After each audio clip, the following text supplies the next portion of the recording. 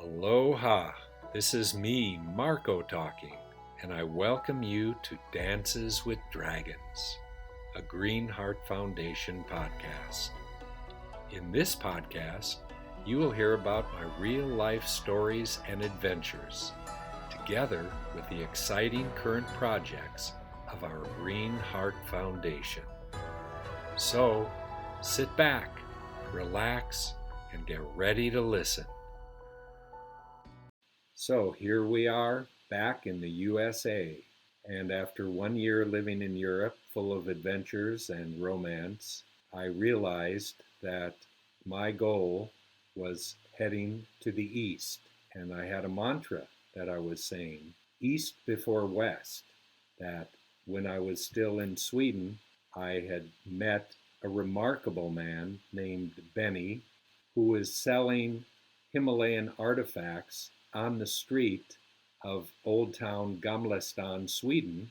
Very much an old-looking hippie, much older than me. Turns out he's born in the year of the dragon, I'm born in the year of the dragon, and we became extremely close friends over the years that followed. But I just met him casually walking by his little blanket out on the streets of Old Town Stockholm, and stopped to look at these amazing artifacts. But Benny talked to me about the Himalayas. I had already been focused on getting to the east, reading a book by Hermann Hesse, numbers of his books, but the one called Journey to the East touched my heart. And now meeting Benny, who said, "You've got to get out to the Himalayas." He was based in Kathmandu, Nepal. I was still unaware of the country called Bhutan, the Little Dragon Kingdom, but that soon played into the story and my life story. And Benny inspired me to go to the east. So said goodbye, wrapped up my poster under my arm, and that poster has been with me forever. And so has Benny in my heart. But I knew that year that I was destined to get out to Asia. And I had the poster in my dorm room in Lund, Sweden at the university, reminding me every day. And I kept saying my mantra was, go east before west. I knew that if I went back to the west, to the US, I could get trapped. I could get stuck. I was without money. I'd have to get a job. I'd have to get a place to live. The same trappings of life in the Western culture, Western world, or any culture. So I had this feeling, I've got to make it to the east before I go back to the west. Well, I was out of money after the year in Sweden, and I made one last trip before I went back to the west. Los Angeles was base camp where I had grown up, and that was one more trip down to Greece. They had some extremely inexpensive plane flights, chartered flights, taking Swedes all the way down to the warm climates of Southern Europe. I got a cheap flight, and that flight changed my life in the direction of my heading east before west, because I met someone in the island of Rhodos by chance, again, about a 10-minute encounter, and changed my heart and my life. So here I am wandering the streets of Rhodes, Greece. They call it Rhodes, we call it Rhodos. And all of a sudden I saw a lady so gorgeous, she stopped my breath. She had clothes on that were hippie-ish, long flowing blouses and skirt, blonde hair, although she looked European. And I looked at her and started following her. All of a sudden she ducked into a little record shop. Literally a LP record store that had album covers. So I followed her into this shop, and we know that I've had some pretty remarkable adventures in my life already, meeting a few of the legends of music and starting with the Rolling Stones and partying with Keith Richards briefly, but getting their autographs for the Stones in 1969. And she's wandering a few of the aisles, and then all of a sudden in the middle of the store she stops and starts looking at albums. What do I say to her? But like a magnet, I was drawn to go right up to her, stood right beside her, and she's sitting there looking at a group of records. She picks one out, and it's Pink Floyd album. She was in the Pink Floyd section. And I didn't know what I was going to say, but all of a sudden it's like, hello, I have had some parties with Roger Waters when I started hanging out and partying and having some exciting adventures in 1971 with the entire band Pink Floyd and seeing concerts that were literally in a small high school gymnasium holding 500 people, and as opposed to the 100,000 people arenas that these groups play in these days when they play again. So here's Francoise. What's my opening line? You like Pink Floyd too? And she started with this soft, beautiful English accent speaking that I detected, oh my gosh, there's a little accent there, and I wonder where she's from. And so we started bonding over Pink Floyd. I had told her a couple of my little encounters with Floyd the year before, 2 years before actually, in California. And we walked outside and just couldn't stop talking. But she said, I have to go somewhere. I've got to be somewhere. I'm leaving. So I've got her address, and that was that. Said goodbye, and just had a feeling of, I really want to see this lady again. Before she left, I had asked her, so where are you from? And she said, well, I am French, but actually I'm born and raised in Morocco, and my father is Greek, and my mother is French. And the first thing that came to mind was, my goodness, this has got to be a lovely household for cooking. French food, Greek food, and Arabic couscous from Morocco. So I'm back in the USA and finished that lovely adventure in Europe. It was literally 1 year, almost to the date, in summer of 72 to summer 73. I had a bunch of artifacts and jewelry and trade barter items that I had started bartering for a little bit, and the Romanian blouses, of course. And my first letter back from Francoise, she had that same click, ding, ding, ding, warm feeling about meeting me.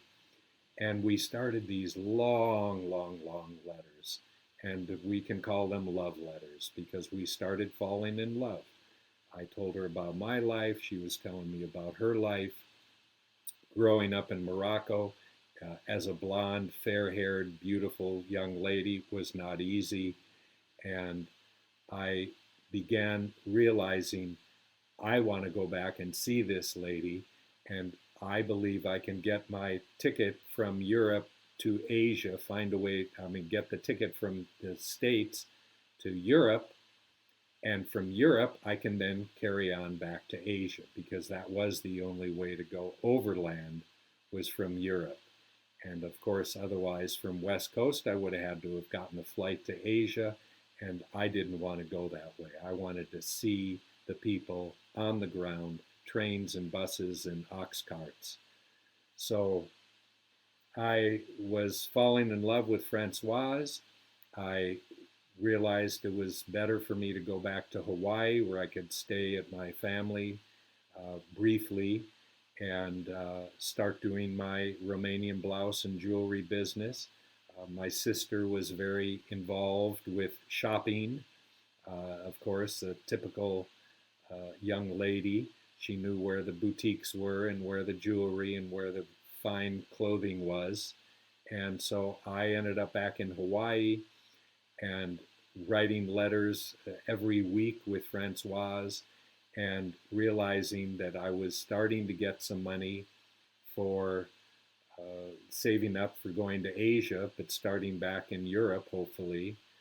And I was needing more money. And so a friend of mine who was working at the very classy, swanky restaurant in downtown Honolulu called Rex and Eric's it was almost a private club. It was called a backgammon club when backgammon was so popular back then. And very, very, very fine food, fine dining. And a friend of mine said that they really desperately needed an extra busboy to fill in. We ended up getting a small apartment together. And this is literally, I believe I had a couple weeks learning being a busboy. I hated a job, I hated a boss.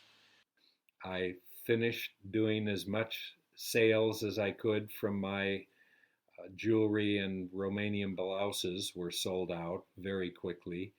And I realized that this deep passion I had for getting to the East, and yet I was going to stop in France, it was resulting from my premier teacher, and again, one of the legends that I studied with, Don Carlos Castaneda, and the office visit I had with him, his one and only office visit, and the one time that I had a literal one on one with a master shaman.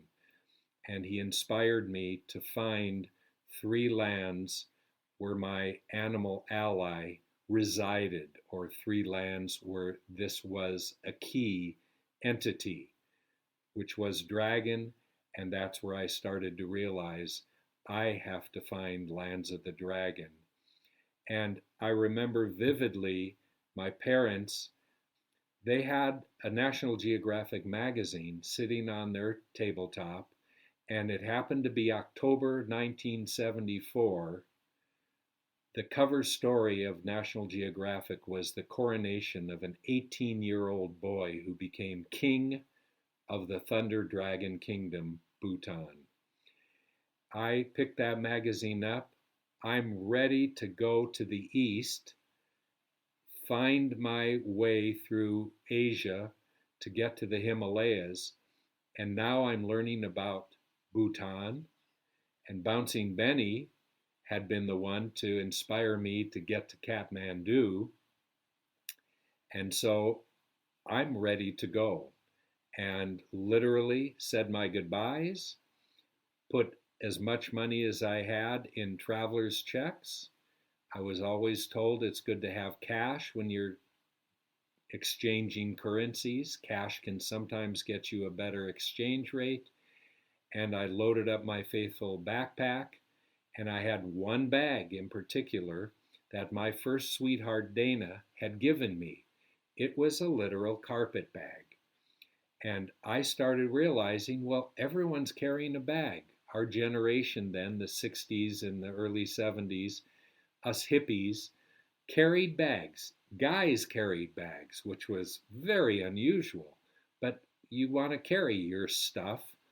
So I had this soft, bluish, literally made from a carpet that was with a long handle, and I was going to always carry that. That was my carry bag. When you go on an airplane, you don't check your carry bag, and the bag didn't have a closing or a zipper on top anyway.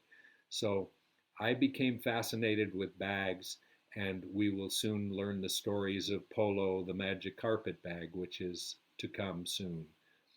I'm on a plane going to Europe, and I cut a little more time out of staying longer to earn a little money in the US, because one day I get a letter from Francoise.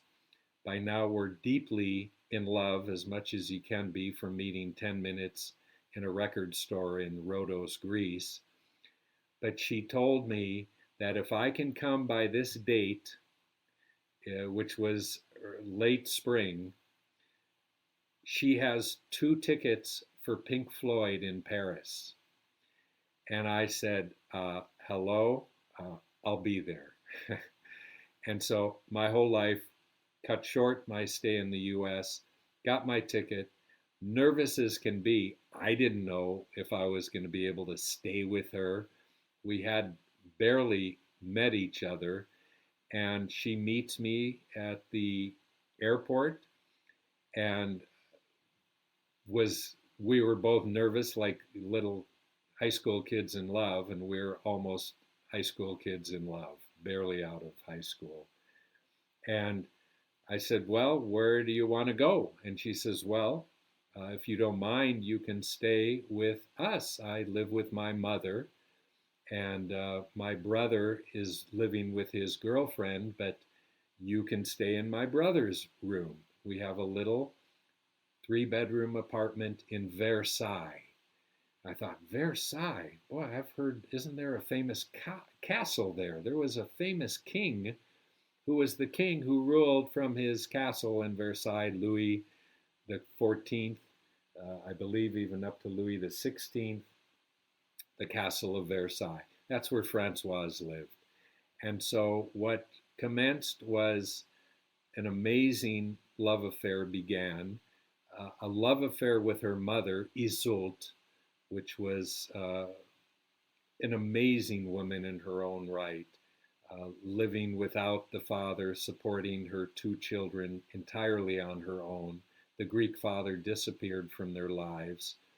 And I moved into this cozy apartment with one of the most beautiful ladies I'd ever seen in my life, and her mother, no less.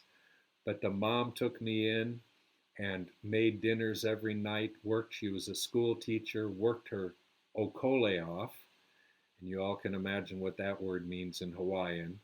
And they received me like I was family. And a couple nights later, Francoise and I are sitting like 6 rows back from the front of the stage at a small arena in Paris, watching Pink Floyd, and they were doing their Dark Side of the Moon.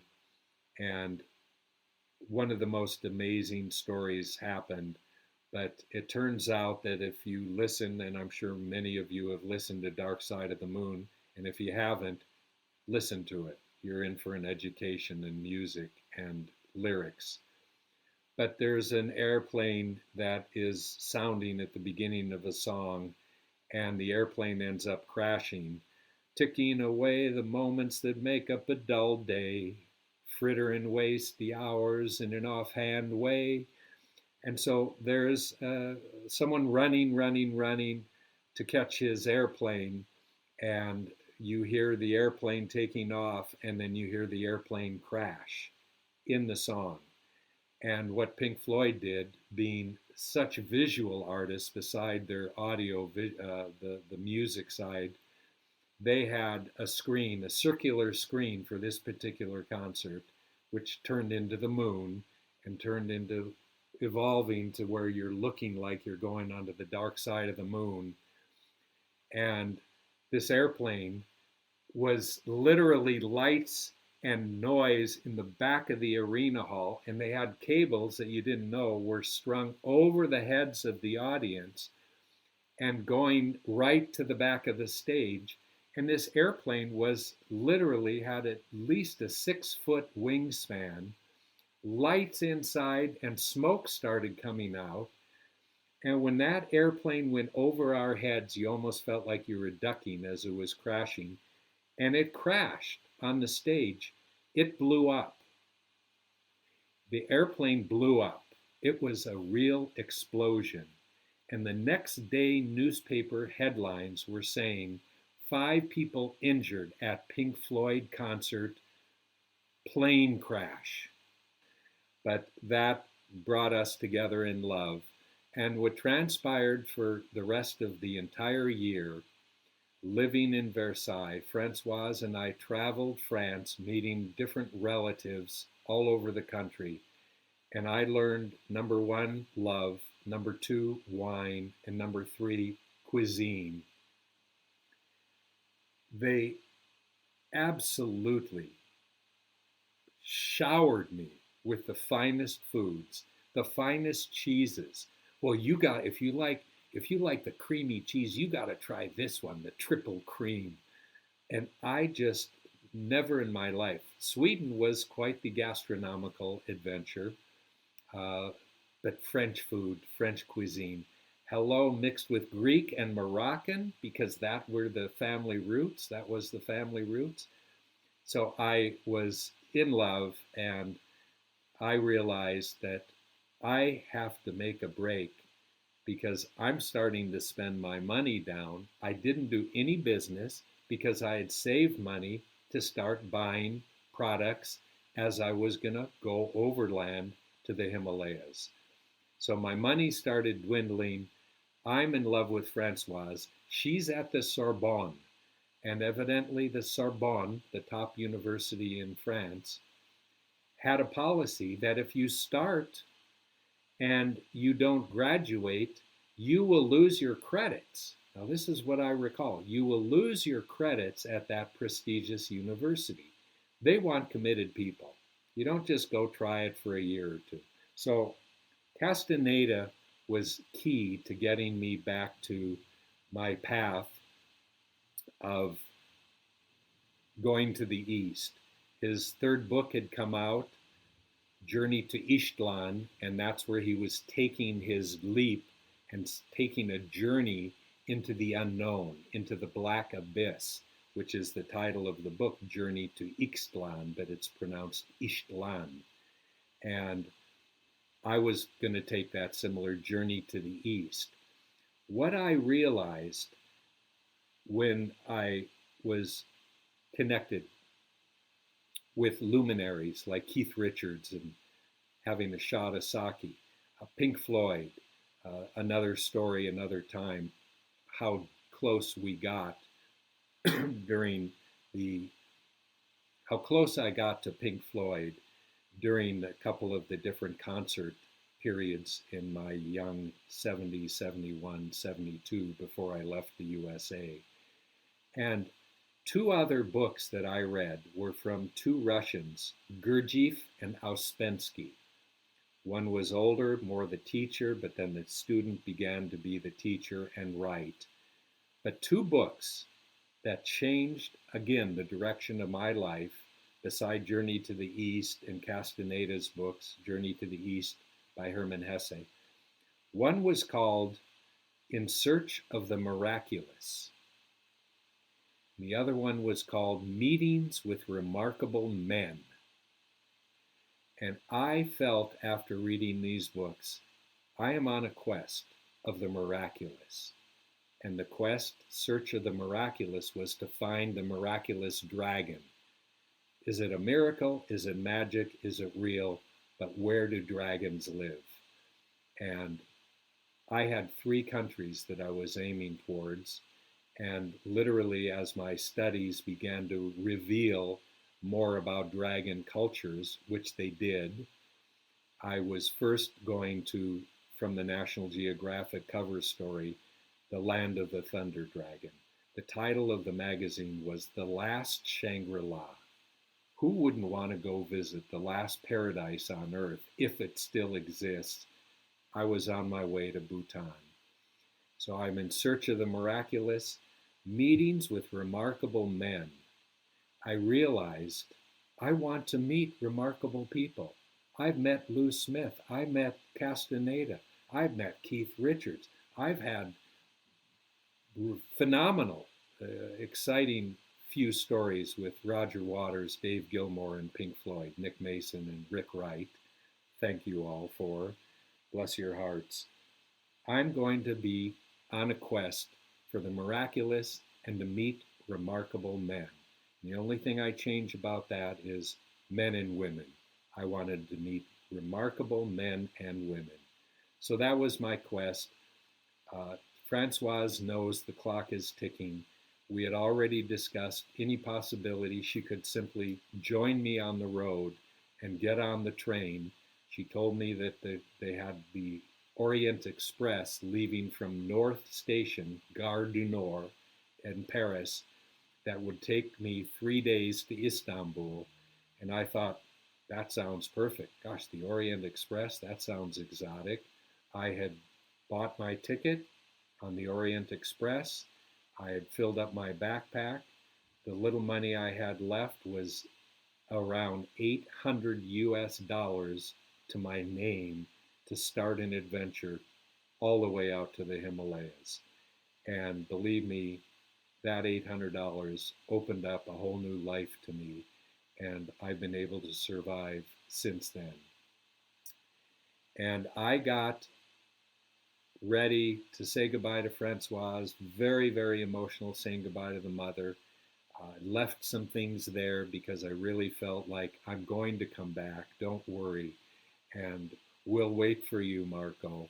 But the parting at the train station, it was quite an emotional way to start my journey to the East in search of the miraculous, and thus began a total life of miracles and adventures. And believe me, lots of pain, lots of fear, lots of sorrow, lots of espionage, of course, and encounters with remarkable people. Thank you for listening to Dances with Dragons. I hope you all enjoyed my stories of the adventures of a modern-day Marco Polo. Join us next week to listen to more exciting real-life stories. If you enjoyed our podcast, please leave us a review and share it with others. To learn more about us, please visit our website at greenheartfoundation.org and follow our social media accounts. See you next week.